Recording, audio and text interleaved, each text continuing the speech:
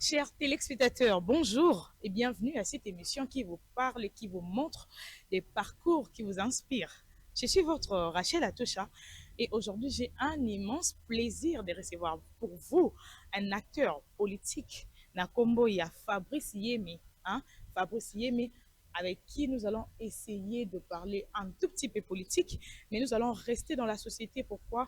Parce que nous allons parler d'une affaire qui touche toute la société congolaise actuellement et il s'agit bel et bien de la corruption. Et comme l'État congolais a lancé une campagne et a lutte contre la corruption avec des enquêtes qui sont déjà en cours sur plusieurs affaires, sur plusieurs dossiers, nous avons aujourd'hui la grâce d'être assisté par un jeune, un acteur politique, Otokomeka un peu pour la corruption. Bonjour Monsieur Fabrice. Bonjour Madame Rachel. Comment vous allez? Oui, Dieu fait grâce, ça va. Et vous Je alors? suis très honorée déjà de vous avoir ici avec nous. Naza bien, mais Naza très honorée. Yarozana Awa. Et c'est un grand plaisir pour nous de savoir que vous avez répondu positivement à notre invitation. Merci beaucoup. On est là pour la population congolaise. Vraiment pour la population. Ça, là, ça me plaît. Nasali présentation nayo étant qu'un acteur politique, Nathan Kombo nayo, mais j'aimerais assez que yo me repose à moi tant il y a ça la présentation na pour na bato la ndabiso. Pour moi na kena cité quoi. Merci beaucoup Maman Rachel. Ouais. On me nomme Roi Fabrice Yémé. Je suis acteur politique et je suis aussi dans les sociales du peuple congolais. Les sociales du peuple congolais. Merci. Le roi Fabrice Toyambio Lelo étant qu'un acteur politique, mais le Tolingi Toyeba, pourquoi le choix de la politique? Vous êtes jeune, beau, et pourquoi vouloir être politicien? Merci beaucoup. Eza question moko ya malamu mingi. Na bisika biso na lekaka. Na lobelaka yango.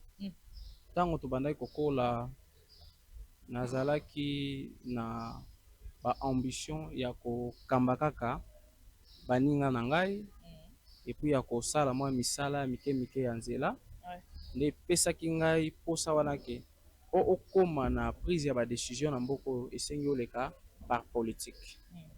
Ndo monaki muke muke toye tobandi université. Tango nakomi na université nakomaki chef de promotion adjoint CPA. Okay.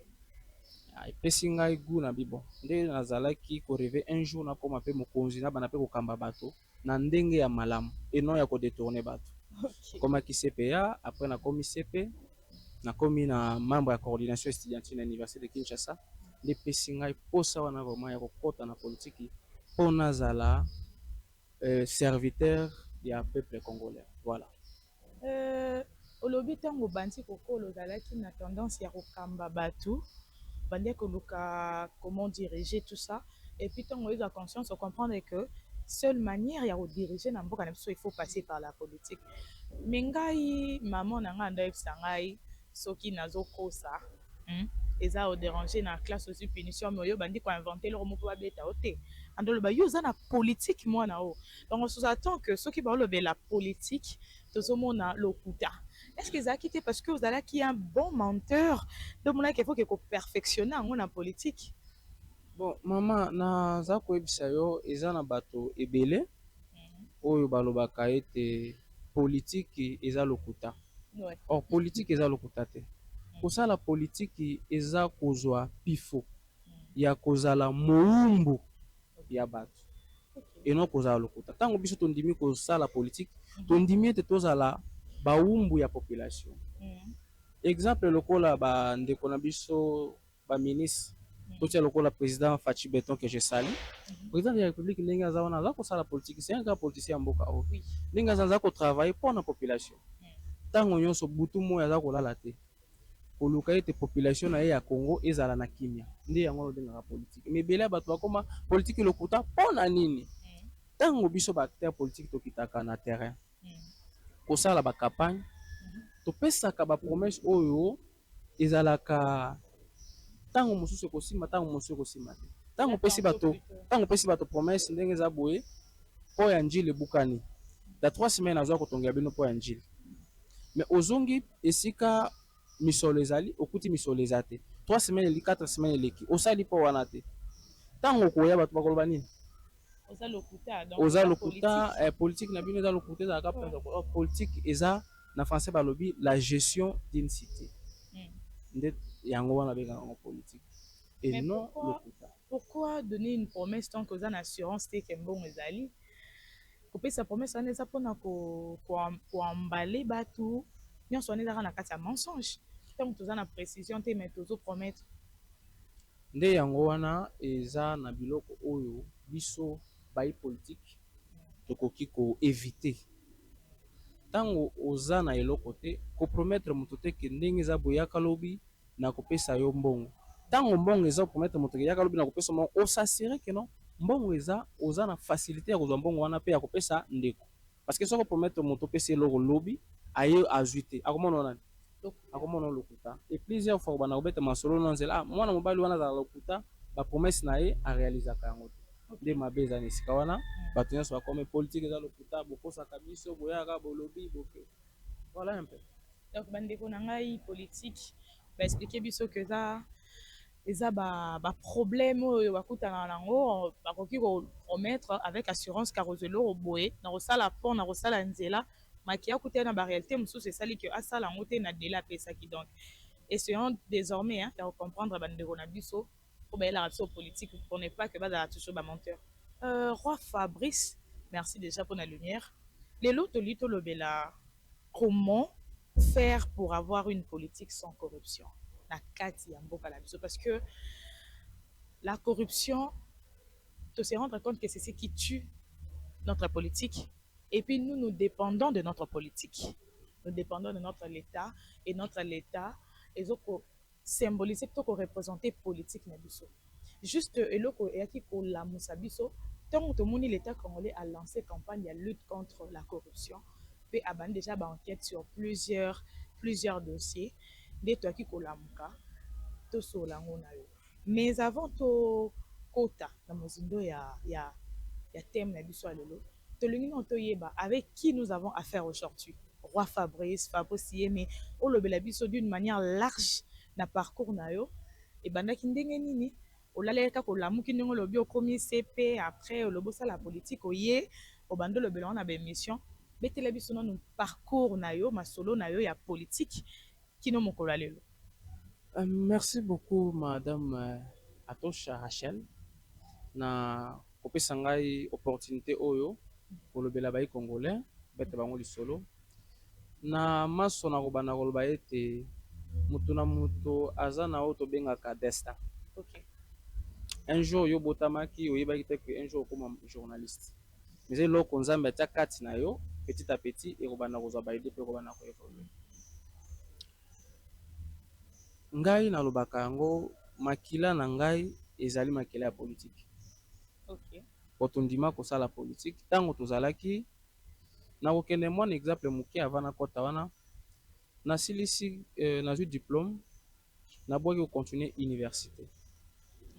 Namoni un jeune assistant azwa kopesa bapapa cours à l'époque na ISP. namoni mwana moke na age oyo ya ngai ba génération na ngai aza kopesa bato cours na ISP. Ye aza nani? Abotama na ba mama nini? Auta likolo to abotama na nazwi pe courage mbalo na bité. Nga pe fona sa nini nakende ko continuer université. Pona koma pe lokola. Pe na ye na continuer université na komi pe lokola mutu na banzaka mokolo moko na koma. Na politique ezalaki na mutu apesanga elenge ya politique et paix à son âme kondo na biso Etienne Tshisekedi wa Mulumba. OK, comment? Na mona yete tango nazalaki na mboka na bana komona na bilili na bana komona makambo maye bana koloba ne pesa ngai courage wana lobino ngai na mokolo moko fona koma lokola tata wana Etienne Tshisekedi oyo abangaka mutu te ayibaka te aza na nzela amoni bato ya moyibi abimisi bango ye azaka katutu wana kosala politique na koma lokola tata wana. OK. Nde na zwi pifo wana bandi ko travailler à l'époque papa na nga azalaki membre ya CENI. Abandi ko initier nga na makambo etali CENI ba député bazoya ba campagne na 2006 et consort et comme na 2011 nalobi ngai na osala politique nake kokota na parti politique MLC ya ba université eko sala ngo awa apo lo ane kotala papa Etienne na partir ya mboka ba université na eko sala awa. Nazwi elengi wana kota na MLC wana à l'époque que je sali zali na secrétaire général José Makila Soumanda.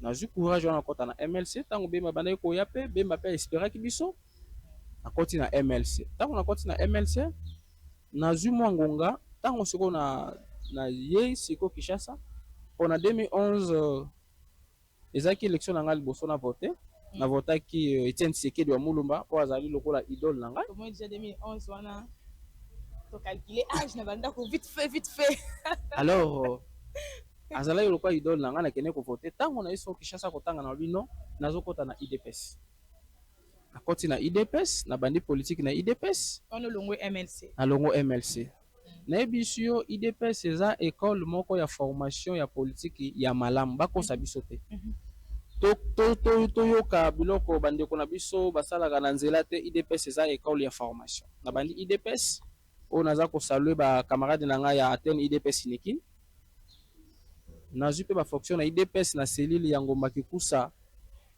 nazwi bafonction to évoluaki na IDPS toke na IDPS fati azwi pouvoir ti esengaki ete na monaki kosala choix mosusu ya kokende na parti politique moko oyo na koyebana mpe mbango nakepa mama nazopesa mbote mama Marie-Ange Lukiana oyo aza député national na parti politique na ye Congo Star nde epai wapi tozwaki libaku ya kotia kombo comme candidat député national na province ya Sud Ubangi na circonscription électorale ya Congo. Donc nous avons un monsieur député ici avec nous. Monsieur, et donc l'excellence nazali kopesa bango mbote.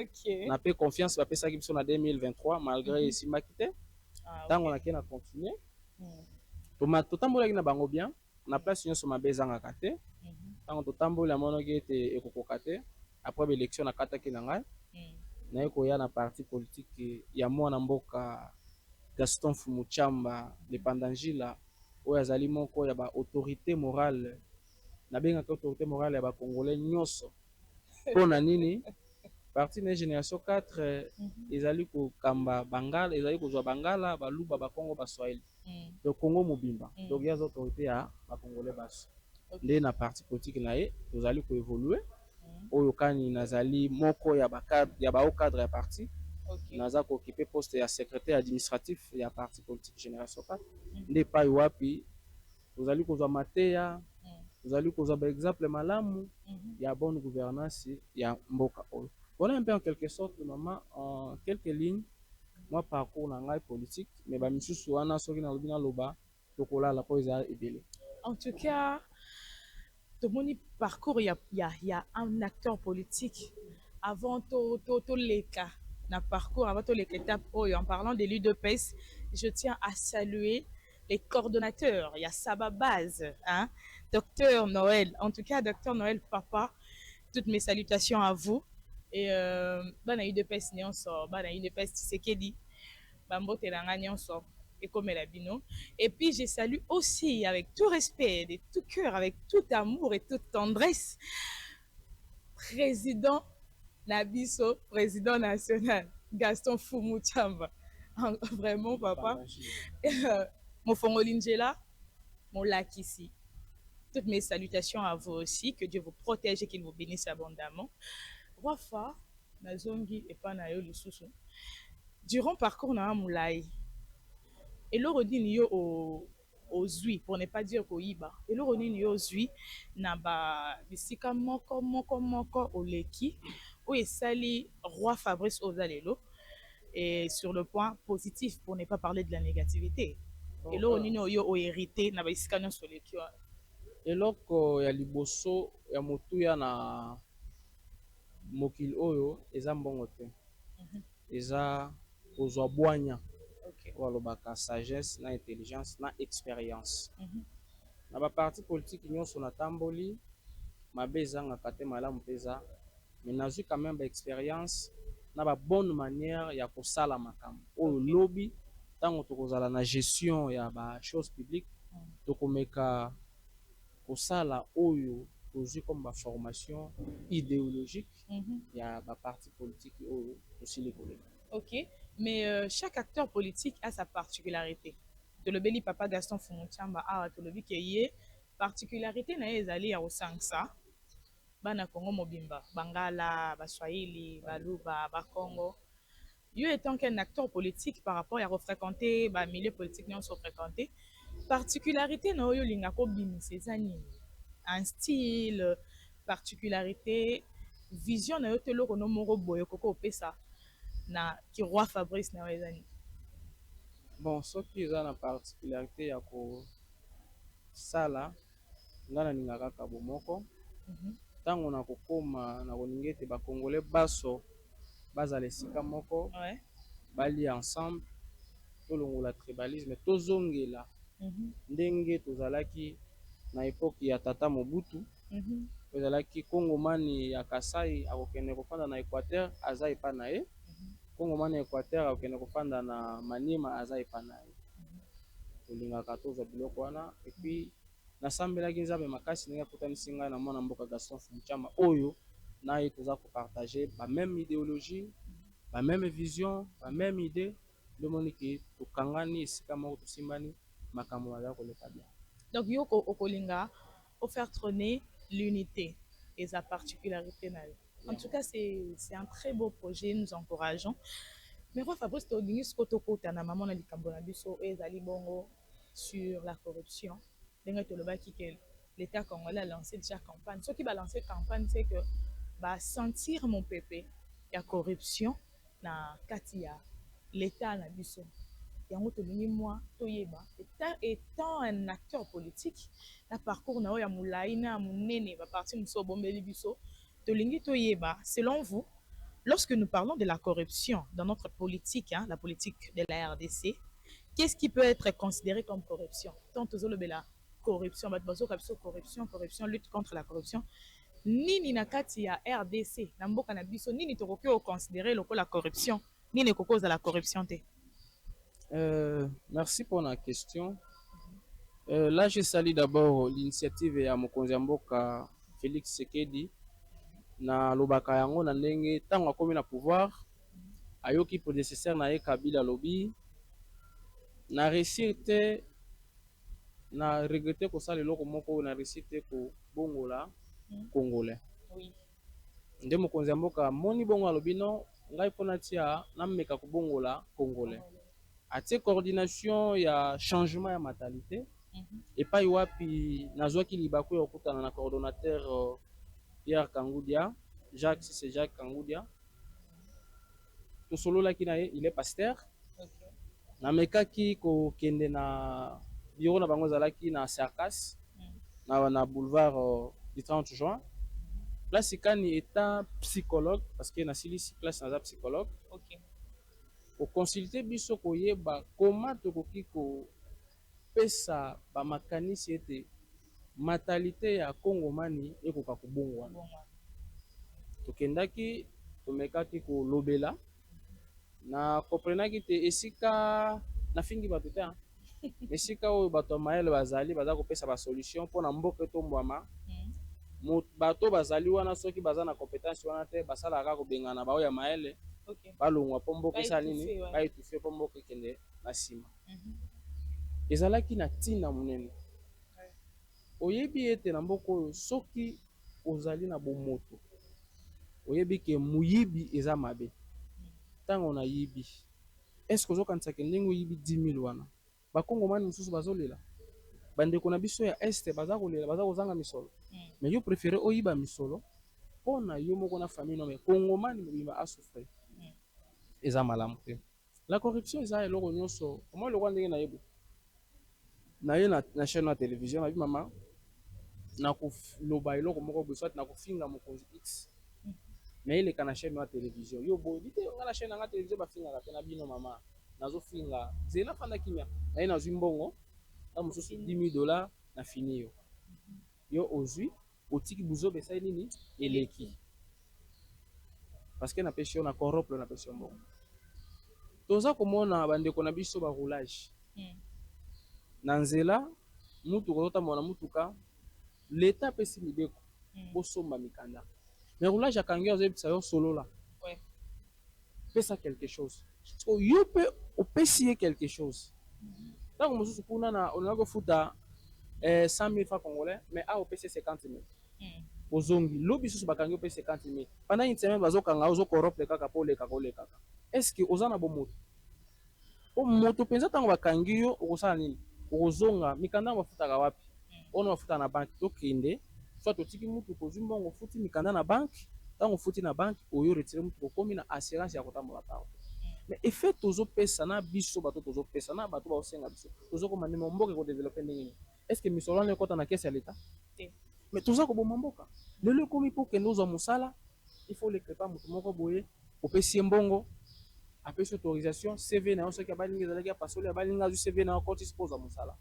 ozwi mosala bandi kokata salaire no bokana ata 1 mois bandi kokata salaire na yo mais yo fandi kaka na posa ke nazwi mosala salaire ekoma yanga or toza koboma mboka na sepeli na initiative ya kotia changement ya bakotia nini lutte contre la corruption mais lutte contre la corruption yango wana ezala na misala tomonaki IGF ayaki Gilles Alingete asalaki misala mais tomona bato combien bakanga bamisusu bakanga balibera bango etango oyokangi moto libéré ngai naza na ndako nako banina ye ayibaki nano 12 millions balibere ye ngai ata nayebi 40 millions atanga mpe soyebi 50 millions bakokanga nga mpe na kobima ekoma bongo mais soki bakomi kokondane baacte wana bazopunir bato tokochange napesaka toujours exemple ntango covid eyaki balakisi babandaki koteya bana ntango kozonga na ndako osala nini osukola maboko mpo ozwa nini ozwa pasi.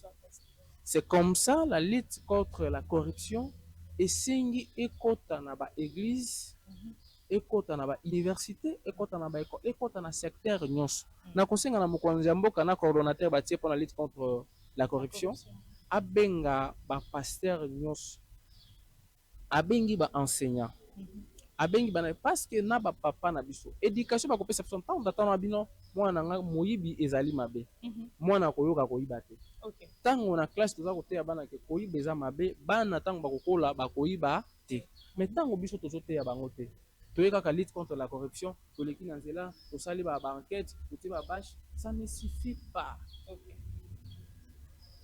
esengi tosala marketing ya makasi koasenye bato na baeglise na bamilie public partout tokoasenye bato corruption wana ekosila parce que yango nde eza koboma mboka na biso bitumba na este du pays oyo nazomona chaque jour bitumba eza mpona corruption bagénéraux baza corrompu mais oza koteka mboka na bino mpona misolo ngo okende na yango mpo un jour okufa misolo wana miso mikotikala vraiment c'est fort alors nakosenga na baikongomani totika corruption ngai nazali place nazali nasalaka bamarché ya eza lokola nazwi mbongo na babina pesa mama Rachel 10 000 $, wana esi mama Rachel 10% na nga mpe zonga na kati eli yo mbongo eza corruption mabe ou soit projet moko mpo leka il faut tosala boye tala ndeko moni eza boye projet na yo mpo leka pesanga 10% so pesanga 10% siko projet leki mpe ozwi mbongo eza corruption toza kobebisa donc nyonso ezoleka na mafia eza corruption nyonso oyo que ezoleka ça na soit na mafia bamilieu de vie na biso nyonso nyonso na église église partout eza partout mama baroulage na nzela partout nyonso ezoleka na mafia eza corruption eza corruption en tout cas mais naza motuna moko eza inquiétude par rapport ya nyonso tolobi awa moto ayibi bacontrôle batiki moto asali boye avec la mentalité que nous avons est-ce que ekozala possible d'avoir une politique sans corruption na Congo?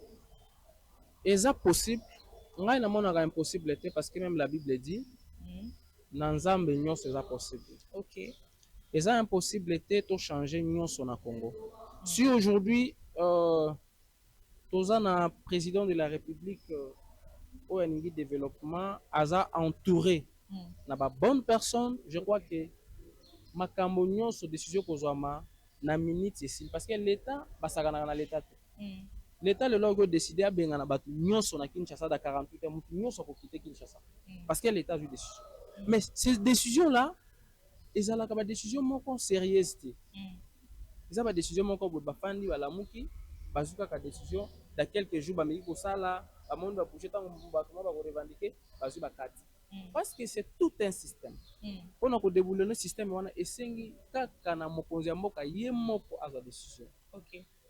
Tolobela mpona zonga mwa moke na ntango président ya république ayamaki bajeune na tata Raphaël awa bajeune basepozaki na baquestion makasi makambo ya bacorruption makambo ya bataxe surtaxation oyo mwana mboka Gaston Fumuchamba azali kobundela yango.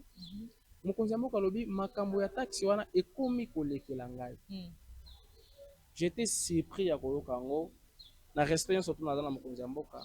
C'est l'unique nzambe na biso ya se, c'est l'unique personne oyo ayoki kozwa décision nyonso ekosalema parce que c'est lui le garant de la nation et ya bon fonctionnement ya ba institutionnel. Mais on dit aussi qu'il n'y a pas de mauvais troupes, il n'y a que de mauvais maîtres. Comment yotan oloba ke il faut me conduire à la entourer de la bonne personne, mais d'après d'âge wana tozala kaka nde na mauvais maître tozala na mauvais troupe te. Bon, maman Rachel, ngai nalobaka yango soki yo mokonzi sepeli ozala entouré na bato mabe okozala entouré na bato mabe. Ok. Soki yo mokonzi sepeli ozala entouré na bato malamu okozala entouré na bato malamu. C'est pourquoi par des principes ntango nayebisi maman Rachel po pusana pembeni na ngai naningi bana kolata d'une manière décente kolataka bakilote te kokangaka basuki moko boye mabe te napesi yo baprincipe wana avant oyepa na ngai ntango oyepa nango osali na kolanda na kosala effort naza na baprincipe na yo nde wana mboka kotambola malamu. Eme ntango ngai nakoyebisa bino te makambo tu bozosala ngai nazomona yango normal naozwa badécision te bino bokosala nini. Donc le Congo tout peut changer na mboka oyo. Tout peut s'exemple namona ntango papa aye ya liboso babongisa star nini aéroport ya Ndolo na minute babongisa bisika tout bana kopanda na ma seconde ba millions ebima babongisa. Pourquoi? Parce que papa ni propriété kota na Kinshasa. Donc la volonté hier mais nous manquons de bonnes personnes pour exécuter cette volonté. Ok, nous manquons de bonnes personnes pour exécuter cette volonté, mais tout tourne sur le président de la République que nous saluons déjà avec tout respect, papa na biso bengaka Fachi Beton. Mécanisme nini oyo kokopesa na mokonzi ya mboka à mettre en place pour faire changer les choses.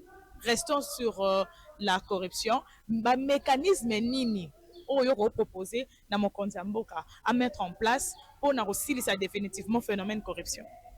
Bon na ya liboso eza nano ko changer entourage na ye. Ah wana eza ko le gouvernement. Ko changer entourage na ye.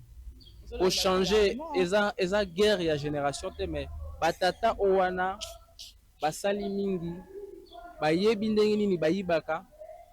Bayebi ndenge nini bakene ko corrompre mokonzi ya mboka. OK. Ko kotika bango. Mokonzi ya mboka so changer classe politique. Atie bilenge oyo bazana boanya bazana posa ya ko développer mboka oyo. Je crois mboka ko développer ba corruption ko za sisi. Tozaki ne lenge tozaki na Constant Mutamba awa. Non mama soki na lobby tosuka na détournement. Soki na lobby makamba Constant Mutamba. Pourquoi condamner ses papas? Makamba Constant Mutamba. Soki na lobby to kota yango to kene musika parce que c'était juste un exemple. To kene musika. tomoni tozana ba jeune tomoni madame que je salue la ministre ya jeunesse madame Grace na vice Emi Coutuno na vice ministre ya affaires étrangères Noëlla baza kosala mosala na bango malamu eza bilenge baza kopesa exemple mokonzi ya mboka meme ntango tokutanaki na biso bilenge afélicitaki madame Grace na mosala aza kosala aza elenge okomona ya kodetourne te parce que ayebi ndenge nini badetournaka misolo ya mboka te azobanga makambo aza fresh lokola nazopesa exemple eza lokola mbana liboso akoma Kinshasa oyebi kote Gombe eza te oyebi kote nini Ngaliema eza te basi babwaki yo kaka na victoire okima ndenge mais mutu déjà akoma déjà Kinshasa ntango ayabi baise kope moko eza na Gombe abia na Gombe nde nayibaka la na kati yango moko Brazzaville donc il a l'expérience alors Katase je demande au président de la République d'abord de changer cette classe politique et de mettre en place un département de suivi de toutes ces activités. Et lui-même doit être là pour s'assurer que non, toute chose se passe comme il veut. Et Katase, on verra quand même qu'il y aura un développement énorme dans la République démocratique. C'est parce que lelo na lobaka yango eza na bilenge bele ya mayele bafandi mais akokoma wana ndenge nini esengi azwa mutu moko amema ya kende na ye po mutu wana mema ye esengi apesa ye misolo tokoma okende kosenga baministre ba rendez-vous ba audience tokutana ministre abi apeti wana alekaka trop ayo ya kopesanga moko c'est pas question ya kosenga bango eza peut-être ya kopesa bango makanisi po ke mboko ekende liboso. Moi je vous dis mboko oyo soki tata na biso Félix na eza kobanga ete kaza mokonzi ya mboka mais eza koloba vérité pour kopesa respect aza na volonté ya kochanger makambo na mboka mais aza entouré na bato mabe. Donc quand a ye moko ya kolongola banzete matiti nyonso ya mabe pona akolisa ba o malamu puisqu'il y a plusieurs jeunes talentueux intelligents qui aiment la République démocratique du Congo mais baza étouffé hein. Abatato ba maîtriser Kinshasa bien. En tout cas, c'est trop fort ça. Baza. Ebele bazali. En tout cas, ebele bazali. Merci Roi Fabrice. Merci pour na ba idée, merci pour na idéologie. Merci pour na nyonso. Mais na kati ya plateau na biso, il y a découvrir mon talent. Tozalaka na ba rubrique na biso. Parmi yango tozala na rubrique moko. Oyo tobenga bongo question surprise. Ezali batu oyo soki bayebi ke toyamba mutu entel aza na fonction boye baposaka ba question outre ba question nga na poni yo na poser yo okoyoka po pesa bango biyano pona mukola lelo mutu aposer biso deux questions abangi na l'état congolais alingi to afficher ete mais nga na kosala intermédiaire na otanga ba question na ye a poser pona pesa. Prêt? Je suis prêt madame. OK. Question ya liboso. Soko toki c'est normal pour na bato pe batoka na bango. On va comprendre to mesana. Mutu na biso liboso e uti pa maman na biso alobi. Êtes-vous d'accord pour les prochaines élections ou vous souhaitez que Fati Atikala ozo souhaiter ba élection et salama to oza tellement content na Fati et que olingi azala raye avant da 100 ans. Merci maman place ozali oza kolanda ngai. Koloba ete Fati Atikala eza fort eza na mutu moko te ya kotikala seko na mokili aza te apart Nzambe. Non, on a pouvoir quoi Atikala moi 30 ans ata 30 ans Mobutu asalaki 32 ans akendaki na ye. Eza ngai te moto na kosouhaiter papa Fati Atikala. Te balobi selon yo soki balobi selon ngai to ke na ba élection to voter selon ngai to longola ba élection to tikala na biso ka na Fati. Selon ngai na kolinga ete Fati atika mandat asali deux mandats na ye ekoki po eza constitutionnel parce que tozolanda mibeko ya mboka soki nalobi selon ngai eza lokola na défier likonzi ya mibeko na biso eza constitution. Na kolinga ete Fati akende atikela moninga na ye mususu esika parce que mutu na mutu azalaka na makanisi na ye na lolenge na ye ya kosala makambo. Tata Kabila asalaki ya longwaki Fati lelo ye atongeli biso babiloko ebele tomoni lelo ba université. Félicitations d'abord. Félicitations papa. Tomoni ba université. Mais na Grand Équateur tomoni nano ba université te papa mokonzi ya mboka. Olingi oza ba projet ozonga Équateur. Tomoni nano ba université te oyo bandeko na biso pe baki kotanga. Osalela biso yango. Ekoya papa Fati. Élection na kosepela ba élection ezala. Tozwa mokonzi ya mboka mosusu oyo akoya na vision mosusu oyo akoya pe na vision à changer classe politique batata wana bafanda nano. Je sens qu'il y a un problème sérieux avec le classement politique actuel. Ce n'était pas notre sujet. Merci Rafa pour la première réponse. Seconde question Ezali. Alors ceux qui ont pour les élections okolinga soki Fati alongwe nani a remplacé na pouvoir et pourquoi? Soki Fati alongwe nani a remplacé na pouvoir pona nini pe na kolinga moto a remplacé Fati azala jeune pe nani yo ozotala nani azwa ezala nani azala jeune asala makambo oyo ya malamu pona avenir ya bana na biso ya bakoko na biso. Sa kombo na ete soki nalobi nani nayebi nanu mutu te. Yo mokoza na voter nano voter na yo lobake ngamoko pe na kozala candidat président de la République en 2028. Na yo lobake mama Rachel Atosha kozala candidat président de la République na ko voter. OK. Donc mutu oyo akoya na condition za la jeune. Na condition o aza jeune, aza na vision claire pour na développement ya mboka. Vraiment ngai na kozala mutu liboso ya kokita na base na ngai ko mobiliser pour ko sensibiliser population ba pona mutu wana abima penga pe na ko pona mutu wana abima pona tombo mboka parce que tout ce que nous cherchons ici c'est l'intérêt suprême de la nation. Pona tombo mboka. En tout cas, les réponses ont été très claires et moi personnellement je suis satisfaite. Je pense que mutu pa posaki mituna asa satisfaite et si Kazali, merci beaucoup de participer à ce programme maman.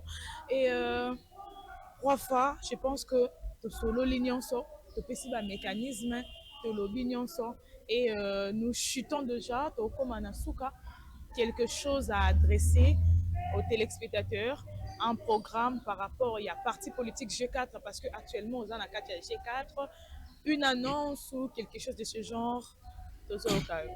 Merci beaucoup na liboso na pesi mbote na ba kongomani baso oyo balandi biso na pesi pe mbote na mama Rachel na équipe technique nyonso na ndenge boyambi biso et na pesi mbote na autorité morale na ngai Gaston Fumuchamba on abengaka le pandangi la réserve stratégique de la République démocratique du Congo moto oyo alingi batu moto ayebi kosala misala moto azwi likanisi ya kokela parti politique oyo esangisi ba congolais baso oyo esikaka ni tribalisme ezalité naza ko benga na ba congolais baso oyo balingi tombwama ya Congo baya na parti politique na biso génération 4 epai wapi biso baso tozala na likanisi moko otia moto liboso ya makambo maso.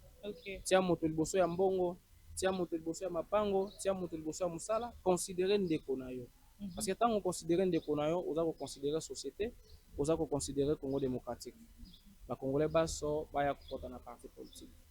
Toza na ba action aussi ko livrer ya implantation et mobilisation na les 145 territoires ya mboka na biso. Oyo bandeko ba misusu bakendeki na mboka Kisangani, ba misusu bakende na Congo Central, bakende na Grabandundu, bazokende Équateur. Toza na programme wana place nyonso komona polo ya génération 4, komona drapeau ya génération 4 ndeko ko hésiter te yaka ko rejoindre biso masolo ya bien eza na mwana mboka Gaston Fumuchamba. Et puis na gestion malamu ya génération 4 oyo kambami na mwana mboka Beni Lolo Bifeta. Papa nangai on a bien akaye le DG Lebo Katenga na le CGA Bakle Matuzebi Mama Thérèse bandeko baso ya génération 4 na kosenga na biso to continuer kaka na makanisi ya malamu tozalaka nango pour la population to sunga population na biso ekende liboso. Voilà en quelque sorte madame. En tout cas merci beaucoup Rafa, merci Makasi Denge de partager moment au ya kitoko. Moi j'ai beaucoup appris, hein, j'ai trop appris. Merci. Merci, Napoléon Snayo. Merci, chers téléspectateurs, pour votre fidélité, pour votre amour. Et pour Nabatunion, au bozo, comme bozo ben abiso. Merci, merci infiniment. Biso toza awa, na kati ya lepa na télévision pour vous servir. Et quand je parle de lepa na télévision, je vois déjà toute l'équipe technique. Il y a lepa na, je salue toute l'équipe technique. Merci à vous, les gars. Merci à vous pour la maïle bozo tcha, un programme Oyo. En tout cas, merci. Et nous disons aussi un grand merci à apôtre Gérance Stéphane Amatuta, que votre Dieu continue.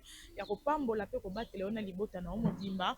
Tokomi na souka pona programme na soa mukola lelo. Quant à moi et à mon invité, Tolobi, merci et au revoir. À très bientôt. Ciao.